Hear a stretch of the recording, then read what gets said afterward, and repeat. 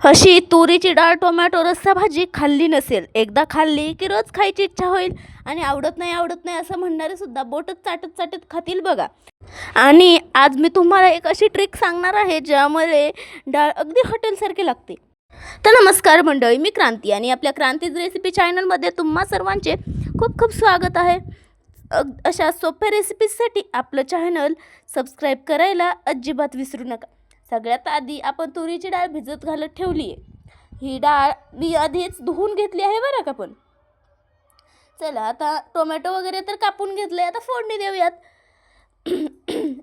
त्याआधी एक टीप सांगते, डाळ जर आधी भिजवली तर ती लवकर शिजते. आता डाळ बाजूला ठेवलेलीच आहे. आपण आता छान अशी फोडणी देऊयात. त्यासाठी कढईमध्ये तेल टाकलं आणि तेल गरम करून घेतलं. मग त्यामध्ये मोहरी जिरे घालून ते देखील छान असे परतून घेतले. मोहरी जिरे परतल्यानंतर त्यामध्ये थोडासा लसूण देखील घातला. लसूण परतून घेतला आणि नंतर कांदा कोथिंबीर देखील घालून घेतलेली आहे. आता कांदा छान असा परतवून घेऊयात. कांदा जितका छान परतला जाईल, जितका छान ब्राऊन होईल, तेवढीच चव त्याची अप्रतिम लागते.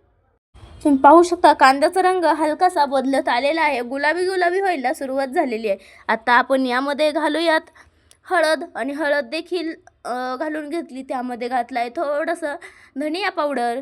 मग धनिया पावडर आणि हळद छान अशी परतवून घेऊयात आणि मग त्यामध्ये आपण घालणार आहोत घरगुती घरी बनवलेला काळा मसाला. कारण ह्या काळा मसाल्याची चव आहे ना, खरंच खूप अप्रतिम अशी लागते. आणि आपण कलर येण्यासाठी कुठलाही मसाला यामध्ये वापरलेला नाही, कारण आपल्याला कलर नाही तर आपली भाजी टेस्टी हवी आहे. आता यामध्ये आपण घालून घेऊयात भिजवलेली डाळ आणि हे सगळं छान असं मिक्स देखील करून घेऊयात. आणि इथे एक छोटी ट्रिक, थोडं तूप घातलं तर टेस्ट हेवी होते आणि अगदी अप्रतिम अशी होते. हॉटेललाही मागे टाकेल अशी ही भाजी होते. आता छान अशी ही परतवून घेऊयात. आपण डाळ छान परतली पाहिजे, कारण अगोदरही आपण डाळ छान भिजवून घेतलेली आहे. त्यामुळं जास्त काय आपल्याला परतवत बसण्याची गरजही पडणार नाही. आणि या स्टेजला ना नमक देखील घालायचं, म्हणजे डाळीला छान अशी चव येते, एक छान स्वाद येतो डाळीला. आणि तुम्ही पाहू शकता छान अशी मी इथे डाळ परतवून घेतलेली आहे. आता बारीक चिरून घेतलेला टोमॅटो देखील आपल्याला यामध्ये घालायचा आहे. तर हे टोमॅटो देखील आपल्याला छान असा परतवून घ्यायचा आहे. मसाला वगैरे तर सगळं घालून झालेलं आहे. आता फक्त टोमॅटो परतवण्याचा बाकी राहिलेला आहे. आणि तुम्ही पाहू शकता छान असा टोमॅटो देखील मी इथे परतवत आहे.